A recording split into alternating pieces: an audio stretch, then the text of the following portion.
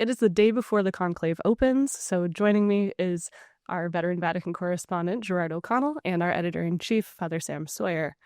All right, Jerry, we haven't had you on since last week. A lot has changed. You've spoken to many people. Where are we right now? What are we expecting going into this conclave? We're at a very delicate moment in the process of finding who will be the next pope. I like Cardinal Michael Cerny's comment the other day.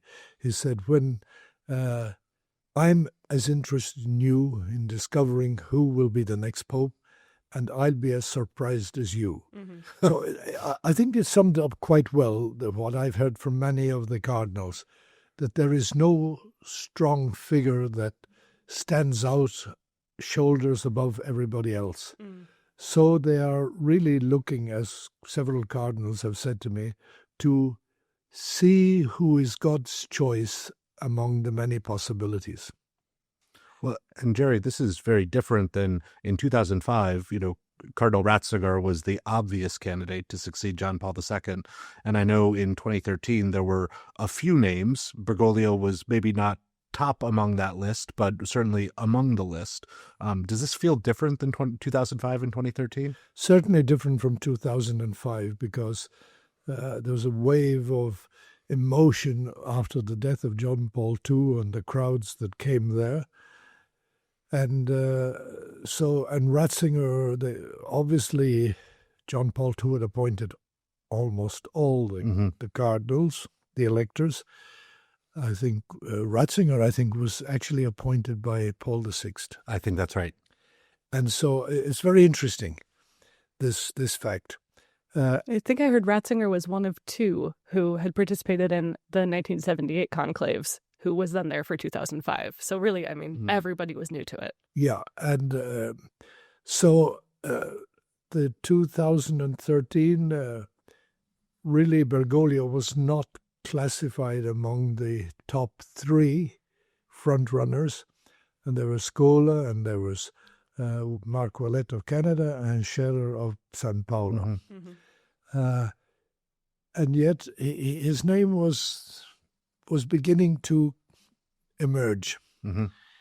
and not in the papers, but when you talk to the cardinals, you heard they were having him as in a sense in their back pocket as a candidate, and in actual fact he came in very close to Scola.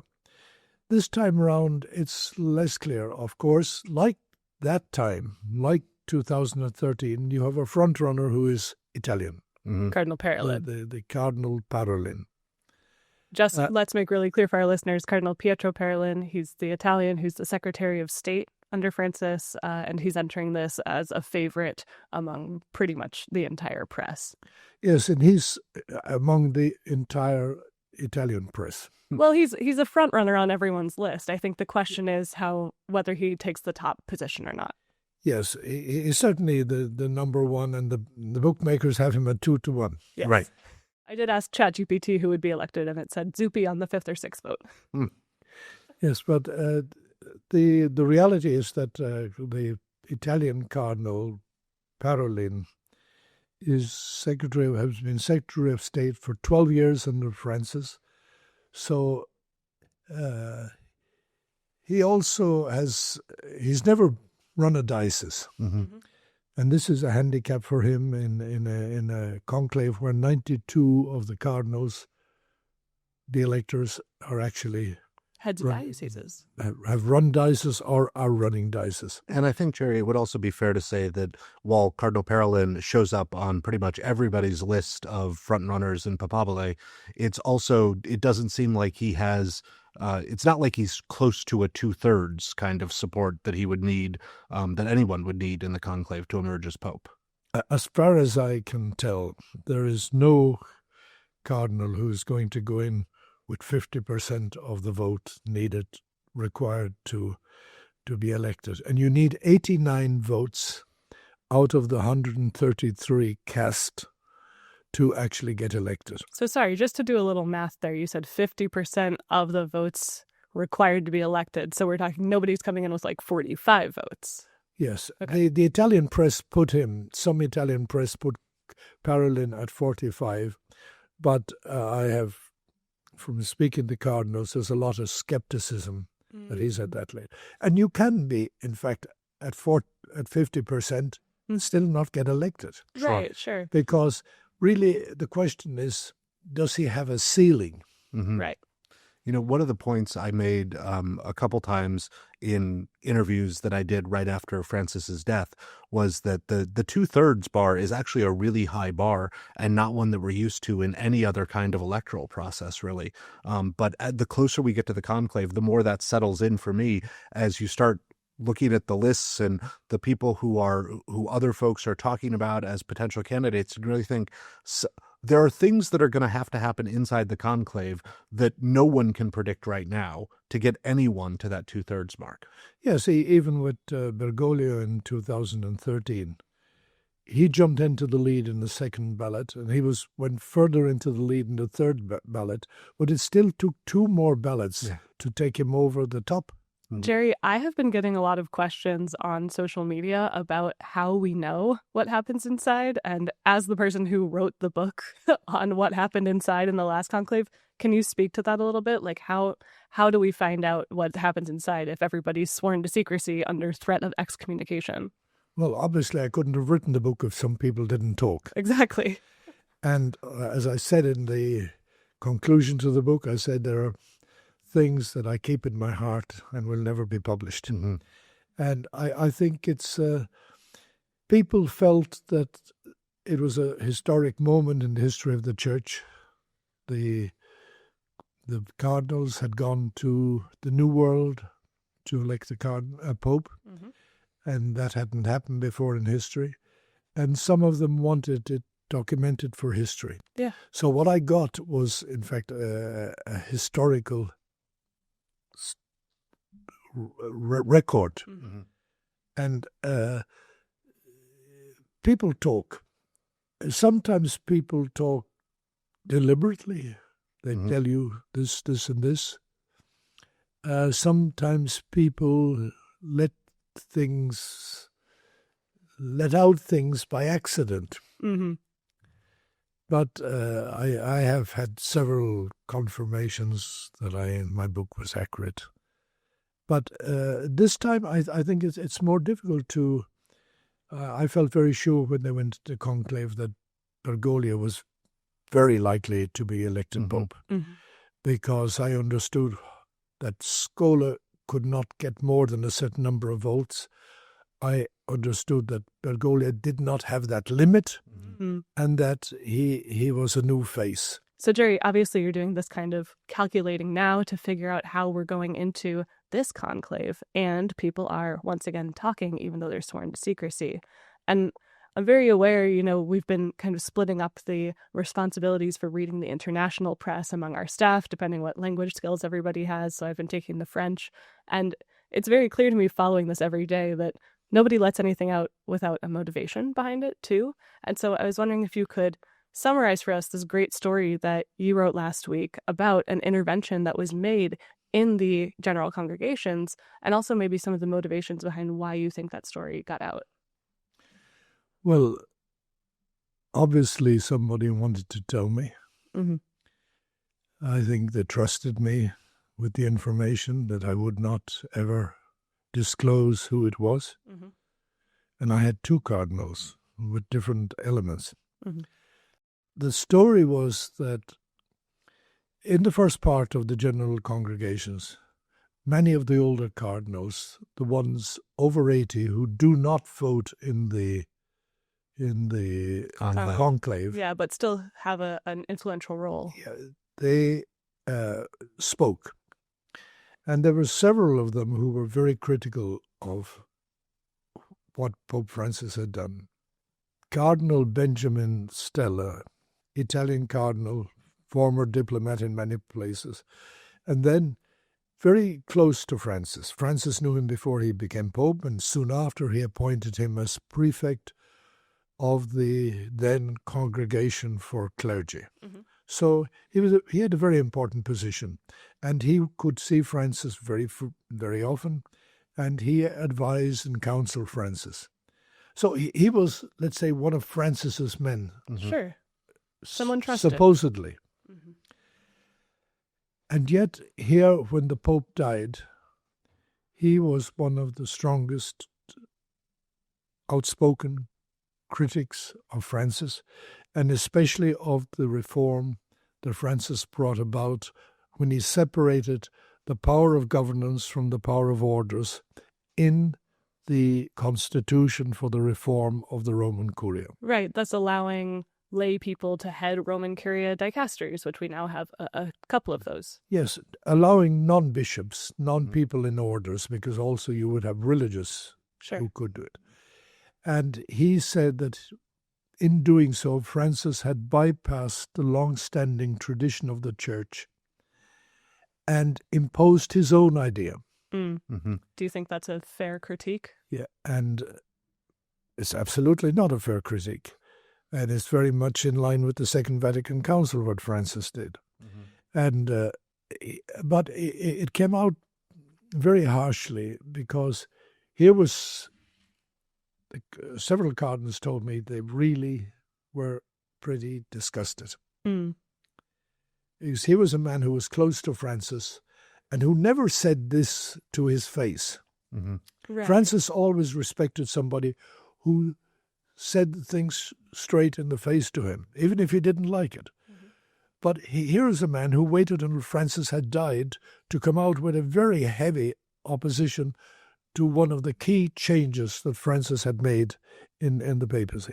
And Jerry, why does this intervention matter? Like, how does this affect the voting in the conclave? Well, this Cardinal, Benjamin Stella, was also one of the key organizers of the push to get Cardinal Parolin elected as Pope. So it was, in a way, a signal to many people, I'm pushing this candidate, and here's the position. Mm-hmm.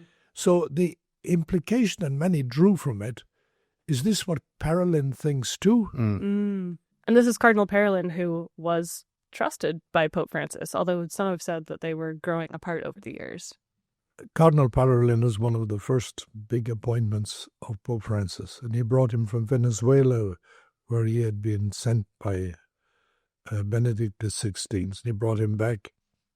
One of the main reasons was, of course, to broker the deal with China. Mm-hmm. So the reality is that after Stella's speech, mm-hmm. in the following days, there was a blowback.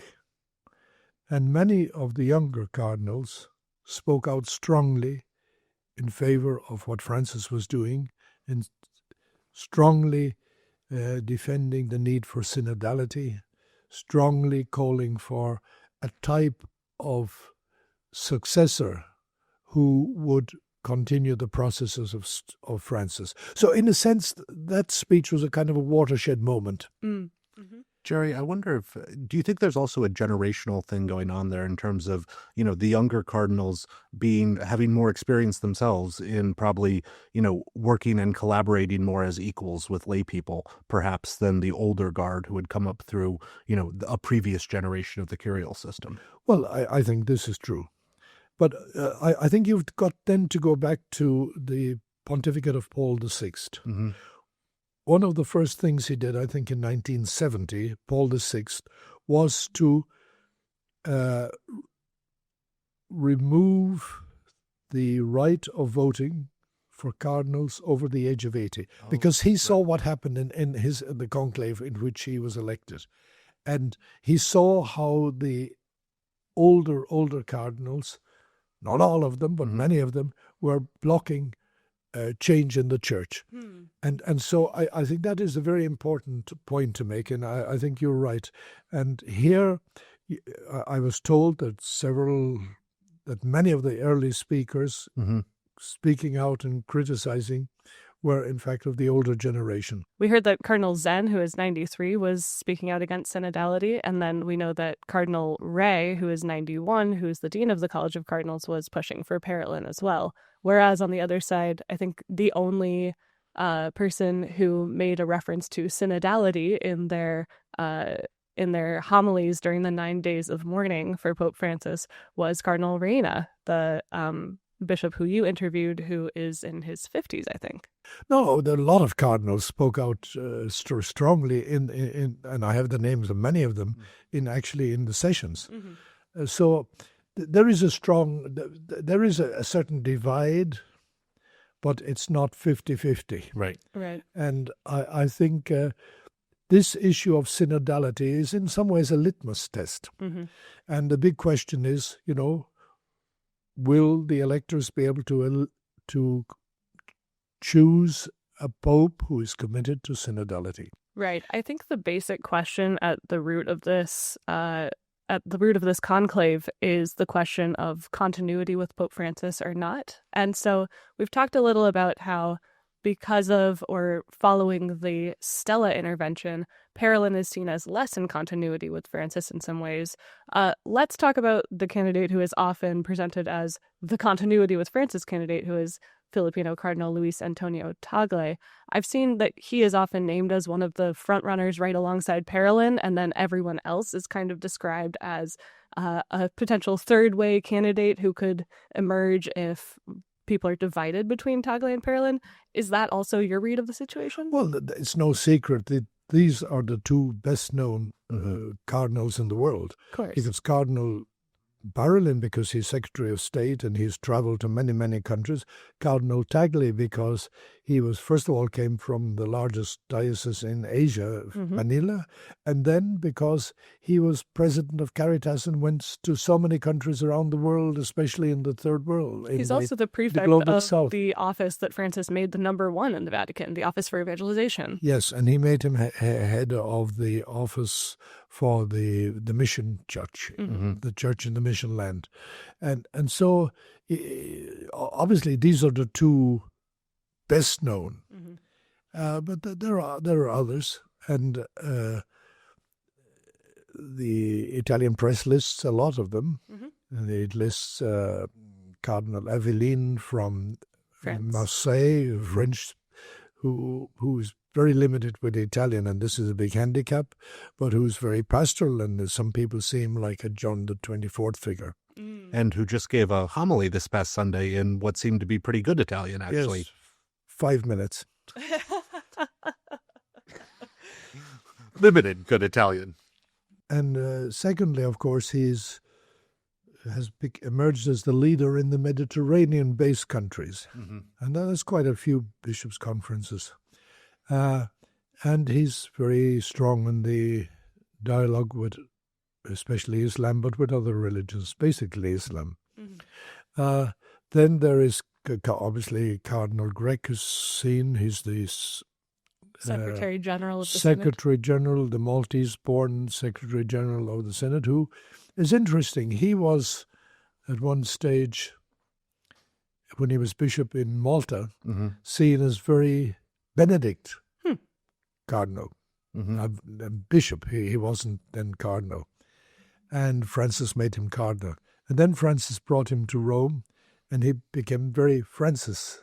When you say very Benedict and very Francis, I mean, do you mean that he was more of like a scholar, more focused on theology? Do you mean that he was more outgoing? Or do you mean like in a church political kind of sense?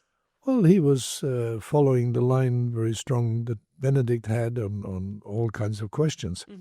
And then Francis brought him to Rome, and he took bought fully into the outgoing church, the church of Field Hospital, the synodal church, and he became really one of the promoters of the synodal church, and he's traveled to many, many countries. He's not spared himself, and he's emerged as a person who's very well known also.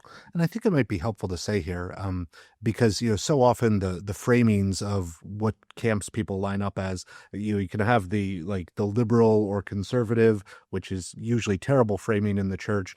You can have Francis continuity or sort of Francis reversal. But I think maybe one of the things that's at the root of that is everybody has a desire to see the church reinvigorated and enlivened. And the question is sort of, how do you think that's going to happen? And so something like the Benedict vision, Benedict would sometimes talk about a smaller, purer church. So a church that kind of renewed from returning to its sources within. Whereas Francis had this vision, the vision he announced in his own General Congregation speech in 2013, of the church that goes out, the joy of the gospel, missionary evangelization. So a model of the church being renewed by outreach. So those two ways of looking at it are not totally incompatible. In fact, they're quite compatible.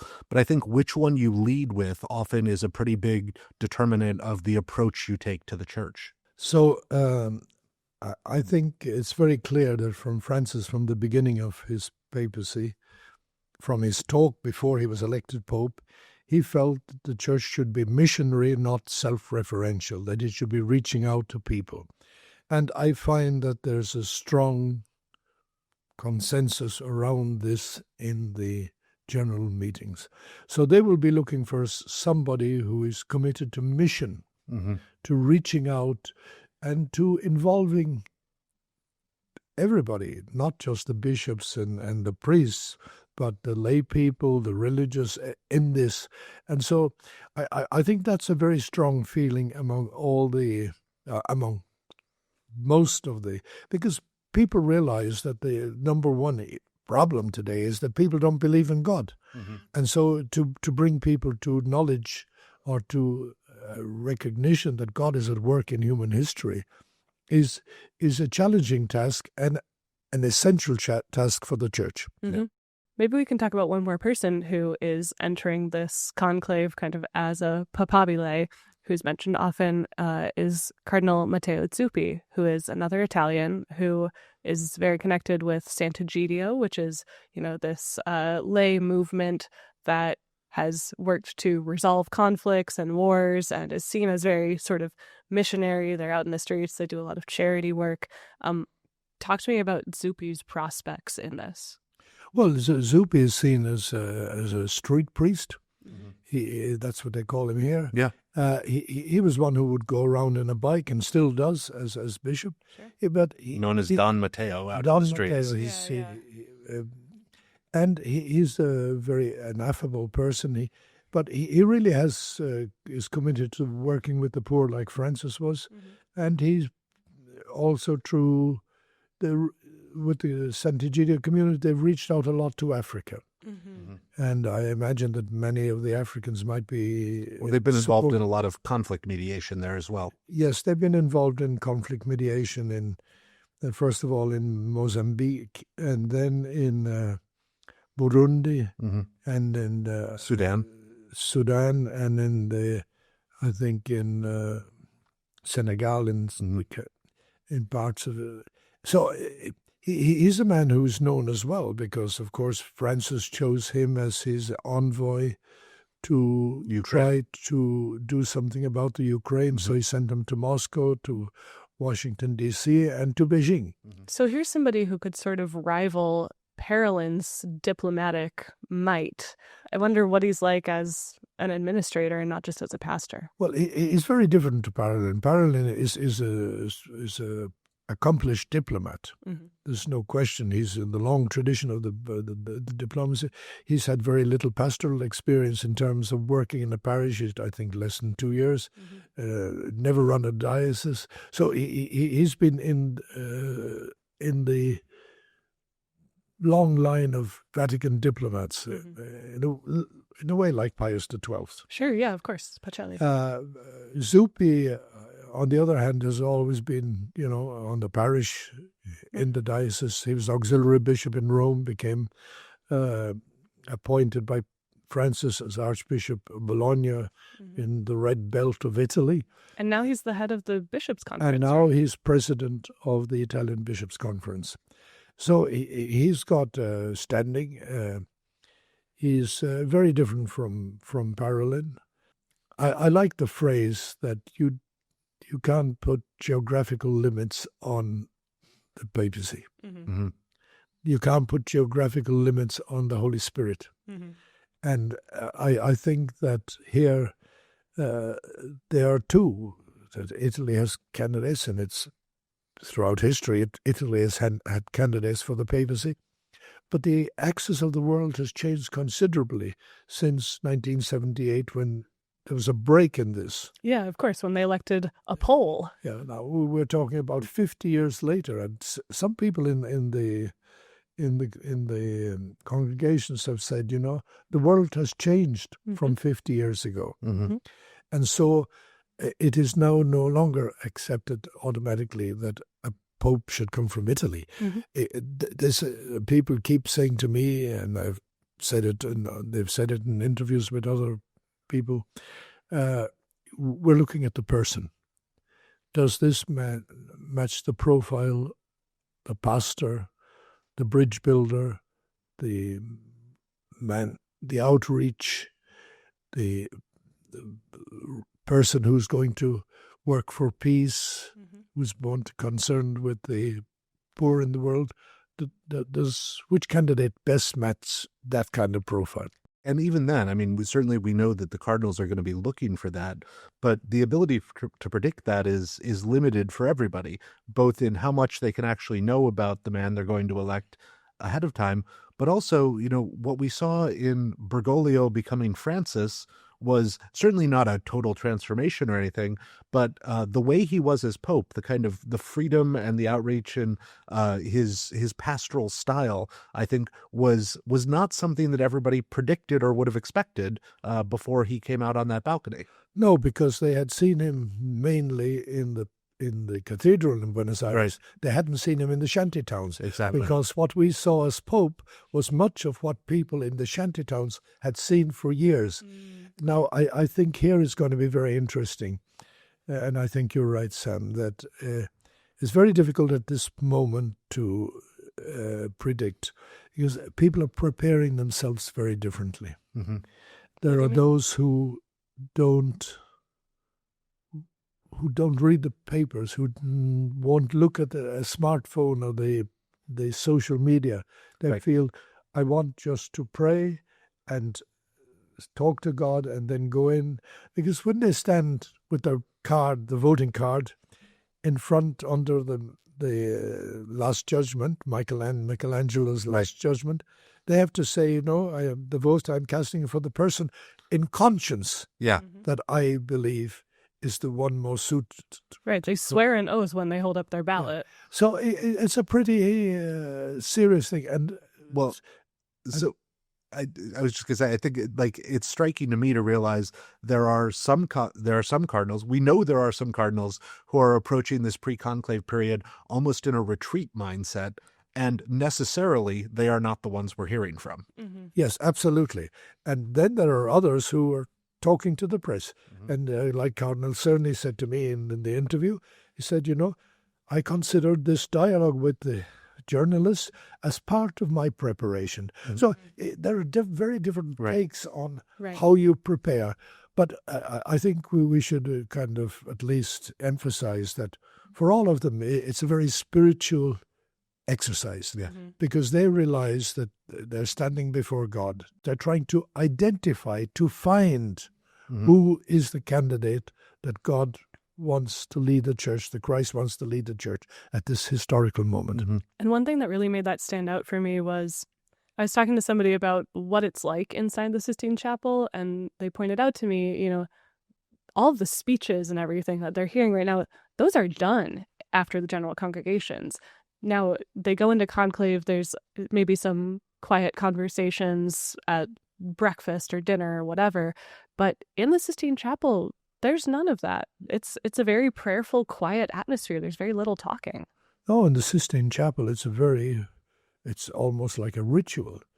They have before them in the center the book of Gospels in which they swear, and then they have the rules for the election, or the constitution for the election of the Pope, done by John Paul II in Universi Dominici Gregis. And so Cardinal Parolin, of course, we should say, will be, in fact, directing what happens inside the conclave. Right. He's not the dean of the College of Cardinals, but the dean and the subdean are both too old to enter the conclave.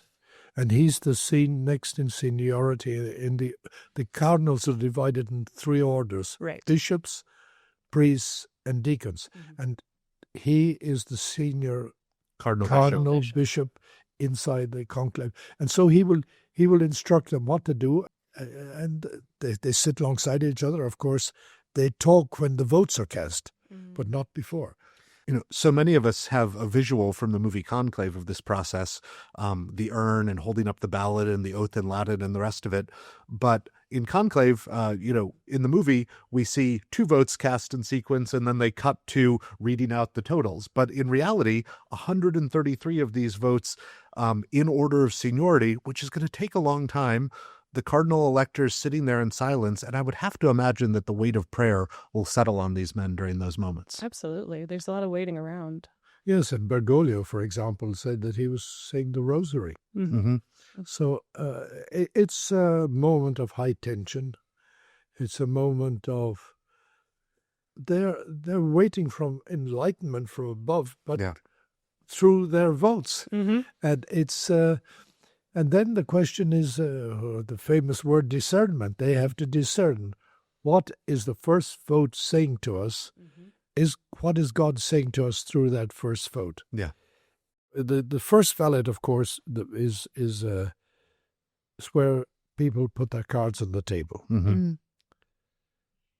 Then they reflect on that during the night, and I think there's a lot of wisdom that they just vote once on the first night. So they have 12 hours or more before they go back to vote. They're finished voting by about 6 or 7, and they're not voting again until 9 o'clock the next morning. And then in between 9 and 12, it really is a crucial transition phase, because with the first vote, you see what the reflection of the night has produced. And then if there is greater clarity, and they move on to the third vote, the second vote in that morning, it can be really a revelation to the cardinals as, are we on the high road to electing a pope, or have we walked into the jungle? Yeah, but I think also, as you say, this is a process of discernment. So it's both, where is the support, right? Sort of who has the votes and who has momentum and all these other phrases that will be associated with, that we'll be used to from the political kind of discussion. But it's also, in the sense of discernment, it's also a revelation of possibility, right? Here's what could happen. Here are people who could potentially be elected for people to think about. The other thing that I realize in this is, it's like people necessarily have to change their minds during the course of a conclave in order to get to 2/3, which is kind of stunning when you think about it. It's a question as fundamental as who should be the next pope, and people necessarily, the cardinal electors, will have to change their minds in order to actually reach that decision. Surely some cardinals will go in with a kind of 1, 2, 3 in their mind, and they're not sure, but they go for the first one. And then, they need a plan B and plan C, and how they work that out. And so some are more political animals. Some are really not political animals. And they reflect and they pray. And I think the first vote, it'll be very interesting. And in the 2013 conclave, you had 23 people got votes out of the 115 on the first ballot. Electors. That was 1 in 5 of the electors got a vote. This reveals uncertainty, and I am sure, I would bet a lot of money, that we will see this same process at this time.